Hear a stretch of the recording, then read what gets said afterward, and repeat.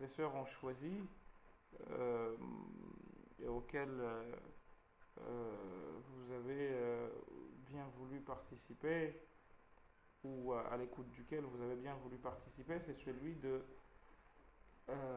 qui est Allah. En réalité, c'est une question qui se pose mais qui ne devrait pas être posée. Et ce sera le début de notre intervention que l'on va diviser en 2-3 parties. Une partie qui sera définitoire et une partie qui sera au-delà du définitoire plutôt explicative, et une partie qui sera pratique, Inch'Allah. Donc on a, je crois, 3 heures ou 4 heures ensemble.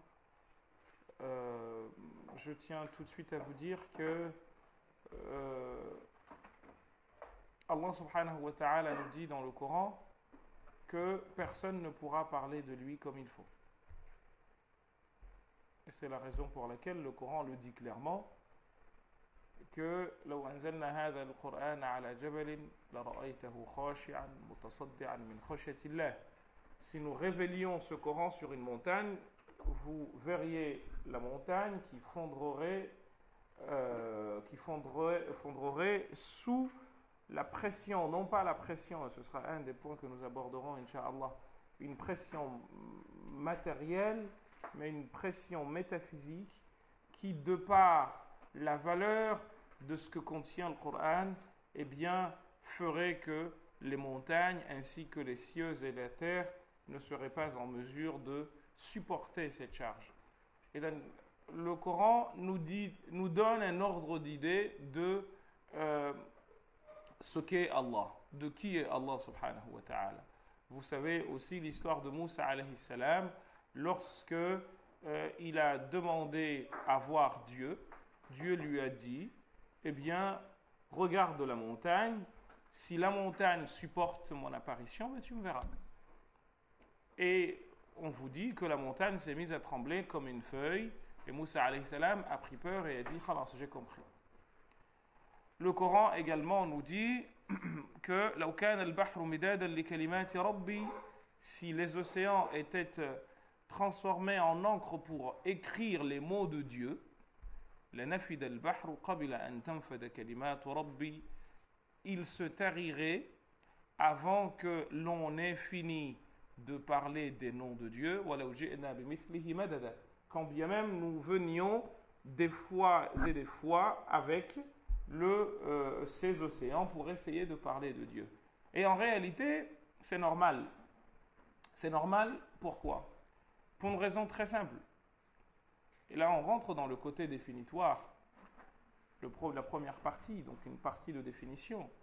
Comment voulez-vous qu'avec le fini, vous réalisiez l'infini? D'entre Dieu, c'est impossible. Vous avez un bocal. Le bocal, il ne contiendra que ce qui peut être contenu par lui. En d'autres termes, quelque chose qui sera proportionnel à sa taille. Or, on sait très bien que, en tant que croyant, Allah, le Créateur, c'est un mot que nous définirons dans un instant, il est le Créateur de l'univers. Il ne peut pas être à la fois le Créateur de cet univers et se retrouver à l'intérieur de cet univers. C'est tout simplement impossible. Alors, réfléchissons bien.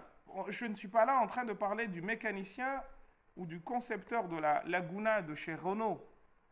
On vous parle de celui qui a créé les unités de mesure ainsi que les espaces temporels et spatiaux dans lesquels nagent et vivent les espèces qui constituent ce monde. Il ne peut pas, lui, venir s'insérer dans quelque chose qu'il a lui-même créé. Je veux même aller plus loin. Ces objets-là ne peuvent pas le concevoir. Ils ne peuvent le concevoir ni sur le plan intellectuel, ni le contenir sur le plan physique. Donc à partir de là, il ne nous étonnons pas que les océans ne puissent pas permettre de parler de lui, même si on les transformait en encre.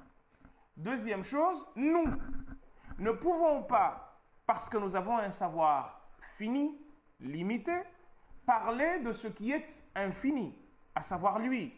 Quand il parle de lui dans le Coran, il nous donne des indications sur lesquelles rares sont ceux qui s'arrêtent pour réfléchir.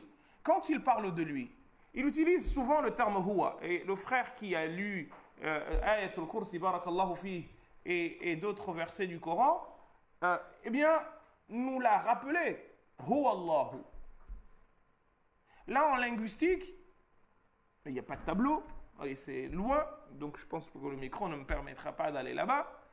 Mais quand on utilise les pronoms, le terme pronom en français vient du latin pronom.